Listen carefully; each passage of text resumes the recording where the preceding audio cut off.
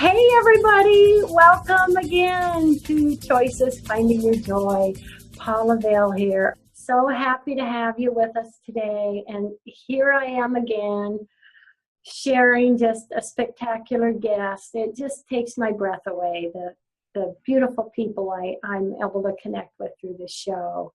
And I love sharing their energy and their information and all of that with my viewers. And I love and hugs to all my viewers. Thank you for your messages. I love it. Today I have with us Susan Eller. She is an intuitive spiritual counselor, an empowerment coach, Reiki Master, and radio show host. I love it.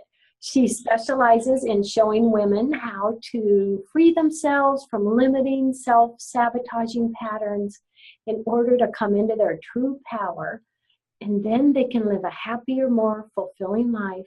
She has a master's degree in psychology as a counselor and over 40 years experience in the holistic personal development field.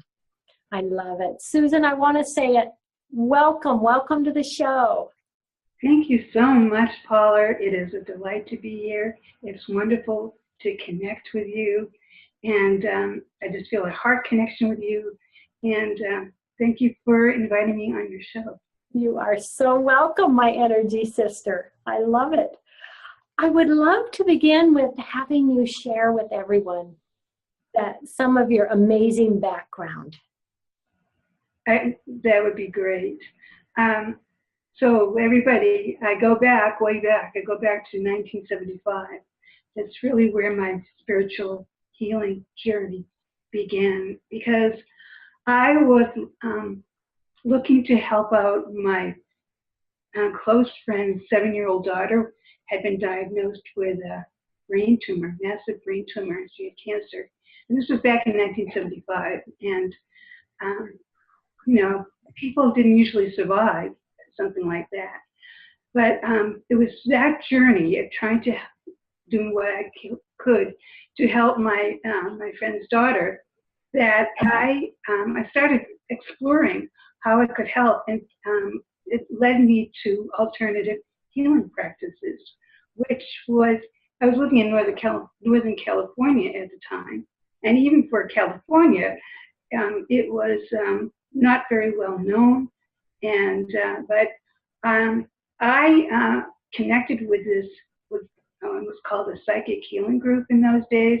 Nowadays, we would call people like that energy healers and Reiki Masters or things like that. But those terms were not available during that time. So they were called psychic healing, and they were a psychic healing group. I connected with them, and I brought my friend and her daughter to their healing center. They had a healing center, and it was the first time I had ever experienced anything like that. They did a laying on of hands, and which was great for Shannon, was a little girl's name at the time. So, and she continued on her journey. She is pretty amazing. So this is in 1975, 7 years old. She wound up healing herself. She was pretty amazing because she was counseling her mother and telling her that she could live if she chose to, and she chose to anyway. As far as I know, she is married with children now, and she survived that. So that was my introduction to alternate healing. And what happened was I felt this very strong connection to this group I had brought my friend Shannon and her mother to. I felt a connection with them, and I wound up moving into their ashram, their healing center, and becoming an ordained minister with them, and studying metaphysics, the intuitive arts, meditation, different healing modalities. I was, studying polarity therapy, and that was my introduction into the spiritual healing field, and it totally changed my life, and completely changed the direction of my life. And I went on this, went on to get a master's degree in psychology in a holistic studies program, which was very experiential. It was in San Francisco, and that was a very interesting experience. I'm not going to go too much into it, but I was very fortunate to have that kind of training. And I also later on became a Reiki Master, and I opened a private practice in San Francisco in the early 90s. And so I have a very strong background in not only psychology, but holistic psychology. And I've also been with my husband for about 40 years now. So that's been a very enriching experience and has taught me a lot about relationships. So Susan, what would you say is the biggest difference from basic psychology to holistic psychology? Everything in this program was experiential. So it wasn't just, you take these exams and memorize a bunch of stuff. And it was, for example, our family systems class, we learned by presenting our own family system. So we would, each person would get up in front of the class and we would diagram out our family. And we would actually use the family system, the family dynamics, based on our own family system. So it really brought things much more, brought it alive. It really added a depth of meaning and richness to it. It was pretty amazing too, because this was, it was a small school and the class was small and people seemed like, normal, everyday Americans. And I couldn't believe that when you heard everybody's family story, how dysfunctional the families were. It was quite an eye-opening experience, but it was really, it was really more in depth. It was much more. It did embody mind, body, spirit, because it wasn't just studying something and memorizing things and taking an exam. Everything was done more experientially. So, but like that class, you presented your family, and it was centered around the whole holistic philosophy. So I don't know if this is making sense at all. We had classes that were based on sort of somatic studies, which means it's you incorporate the body, the mind, the emotions, and so everything was from that point of view of just not a static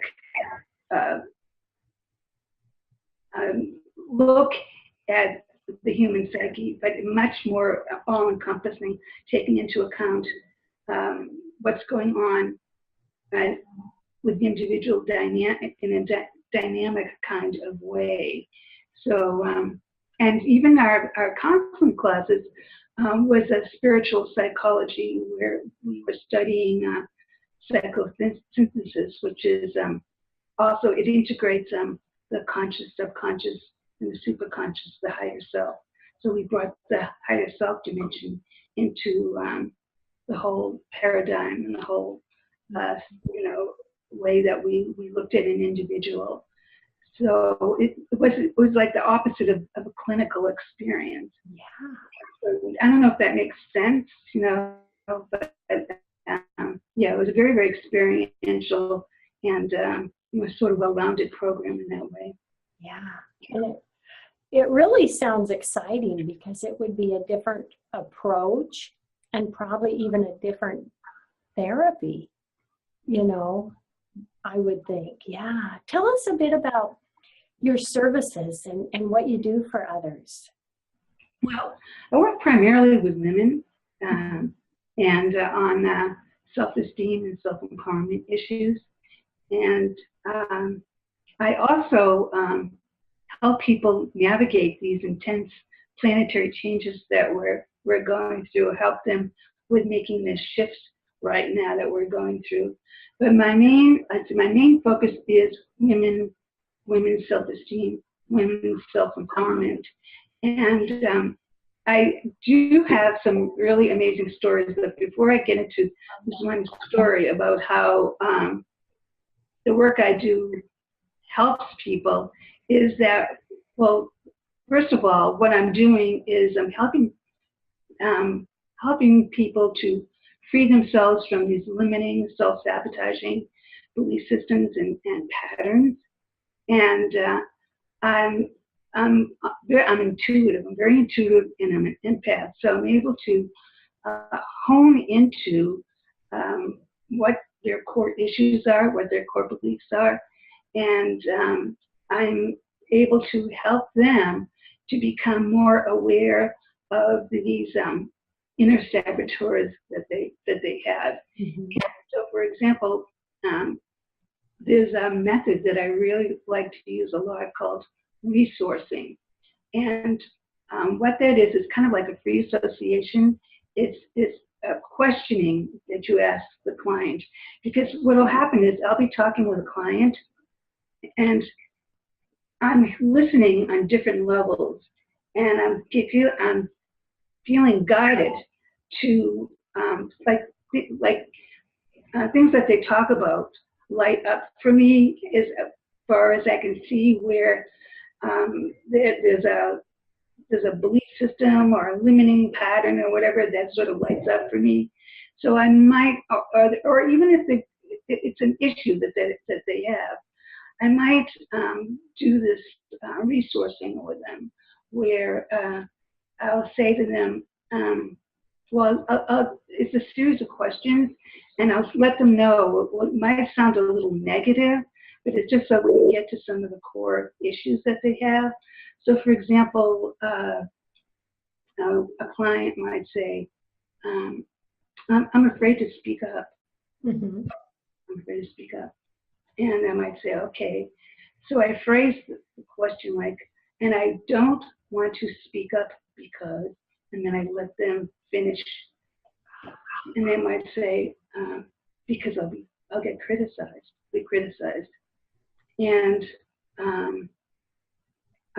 I don't want to get criticized because, and I might say, well, it will make me feel bad. Mm-hmm. And then you might say, and I don't want to feel bad because, and then they'll get to the core of, well, they don't feel good about themselves. So you get to the core issue of what's going on with them. And from there, you can do, there's lots of tools that you can use to help them to heal from that, to shift their perspective about things. So, for example, what I like to do is I might have them notice where in their body they are feeling discomfort, where they're feeling triggered, where, the issue, we usually have our issues settled in our body somewhere, whether it be like your solar plexus, your stomach, it could be different areas in the body. And I have them tune into that area of the body. And we do sort of dialoguing with these different, with this aspect of themselves, where you say, tell me what you're feeling. What kind of sensation do you have there? And they might say, well, I feel constricted there. I'm having a hard time breathing, something like that. And then that leads you into sort of what's going on underlying their experience. And so often it will lead you to, it might be a memory. It could be where you wind up having them dialogue with these different aspects of themselves. And it just helps to bring them some clarity as to what's going on underneath the surface with these issues. And then I give them tools to work with that, to help them to see things differently than they usually do, It's something that's called, I'm going blank all of a sudden, reframing, something that's called something reframing. And so they're looking at things from a different perspective than they normally would, and just helps them to make a different kind of connection in a more positive light. Yeah. So, and then there's a lot of tools that I use. I use EFT tapping and inner child healing, and various tools, and yes.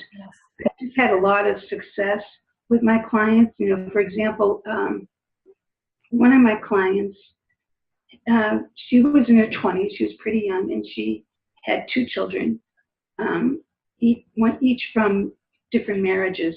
She had, what happened was she had lost custody of her first child, and so and she was in this abusive relationship, and they had a 6-year-old son together, and he was abusive to her, and she eventually left him, and she was now in a custody battle for this 6-year-old child. Mm-hmm. And she was terrified to see her ex in court because she couldn't even look at him in the eyes. That's how terrified she was. He had physically abused her as well as emotionally and verbally abused her. So we worked together in helping her to raise her self-esteem, to help her to feel better about herself. And it took a period of time, a couple of months or so. But eventually she got to a place where she felt a real strong sense of confidence in herself. And she realized, too, that she was a good mother, because she was a really good mother, but she wasn't really seeing her value. And so when it came time for the final trial date, she got to a place where she felt very calm and centered and confident, and she walked into that courtroom, and she was able to just look at him directly in the eye. I love it. And she was shocked because he turned away. He couldn't look at her in the eyes. I love it. I love it. She won that court case. She won the custody case of her child. That's beautiful. So, I would think, Susan, that just turning that around, from having no confidence and having fear to being confident, and also, realizing your own value and your own worth, what that must bring in a change in everything around us. Right. She totally turned her life around. And that was a wonderful, it was really wonderful to see that, to see her go through that. And I have other clients too. I have one client who was also abused, more verbally than physically. And she was going through a divorce and terrified of her ex. And the same thing, she was able to, finally get to the place of feeling calm and centered and confident. And when she walked into, they were in mediation. When she walked in, she was able to again look at him straight in the eye. And he just, she won that case also. He couldn't look at her in the eye either.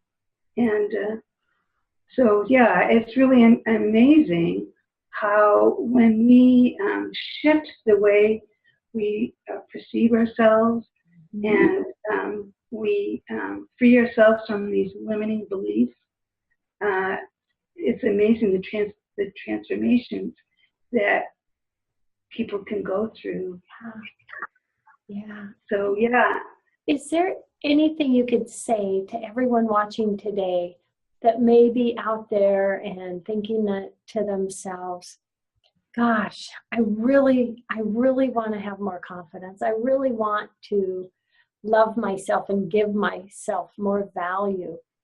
Anything you could say to them in 1 or 2 sentences, just to, in a few words, something they could begin doing from today on? Yeah. Well, my message is, and I think especially for women, is learning how to validate yourself, learning how to acknowledge yourself, because many women, I find, in the society in general, a lot of people in general, but have received such negative messages going way back to childhood. Mm-hmm. And they don't even realize that their inner self-talk, how negative it is, and how quickly they put themselves down. So my message is to learn how to be kind and gentle with yourself, to learn how to validate yourself, to acknowledge yourself. This is bringing me to another story, but I had a client who did not know how to receive a compliment at all. It would just, a compliment would just go over her head. All she ever saw was what was wrong with her. And her boyfriend at the time treated her terribly. He used to call her stupid and insult her.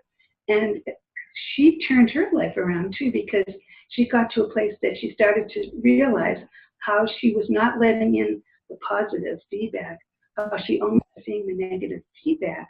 And eventually she could start to shift. She really made this huge shift, so much so that she outgrew her boyfriend because he wasn't treating her well.